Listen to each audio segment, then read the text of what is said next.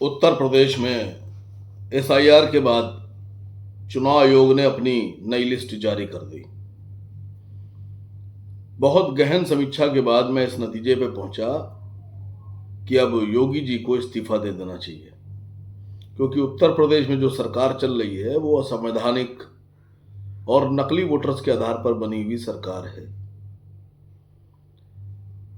चुनाव आयोग के हिसाब से जो मुस्लिम बहुल क्षेत्र हैं वहां सबसे ज्यादा वोटों में कटौती की गई है, 20-20% तक। लेकिन क्योंकि योगी जी ने खुद ये बयान जारी किया था कि 90% तक वोट भारतीय जनता पार्टी के कटे हैं, उनका अपना खुद का बयान है। योगी जी बोल रहे थे कि एसआईआर में सबसे ज्यादा नुकसान बीजेपी को हो रहा है और हमारे 90% वोट कटे हैं और 10% वोट विपक्ष के कटे हैं।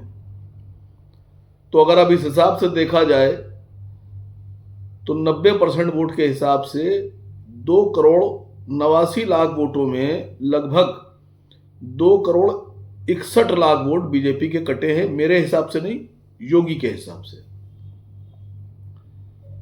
योगी जी को पिछले चुनाव में 2022 में जो वोट मिले थे वो मिले थे 3,80,51,721 वोट। और योगी जी के खुद के अपने बयान के हिसाब से, आंकड़ों के हिसाब से 2,61,00,000 वोट कट गए। चुनाव आयोग ये कह रहा है कि ये 2,61,00,000 वोट जो योगी के हिसाब से बीजेपी के वोट हैं, ये नकली वोटर थे, झूठे वोटर थे, फ्रॉड वोटर थे, मरे हुए वोटर थे, या जो लोग शिफ्ट कर गए हैं, उत्तर प्रदेश में रहते नहीं है, उनके वोट हैं। तो लगभग 28 लाख के आसपास विपक्ष के वोट कटे हैं 2,89,00,000 में, और 2,61,00,000 वोट बीजेपी के कटे हैं।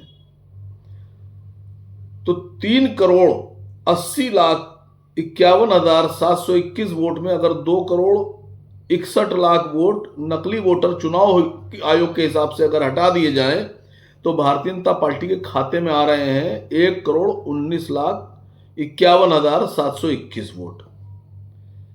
तो अभी सरकार को उत्तर प्रदेश की बने रहने का कोई औचित्य नहीं है। इस सरकार योगी जी को नैतिकता के आधार पर इस्तीफा दे देना चाहिए। और केंद्र की जो सरकार है, 2024 में जो चुनाव हुआ, चुनाव आयोग के हिसाब से भारतीय जनता पार्टी के जो वोट मिले वो गलत वोट थे। मोदी जी को भी चाहिए कि वो उत्तर प्रदेश में दोबारा से लोकसभा का चुनाव कराने की घोषणा करें।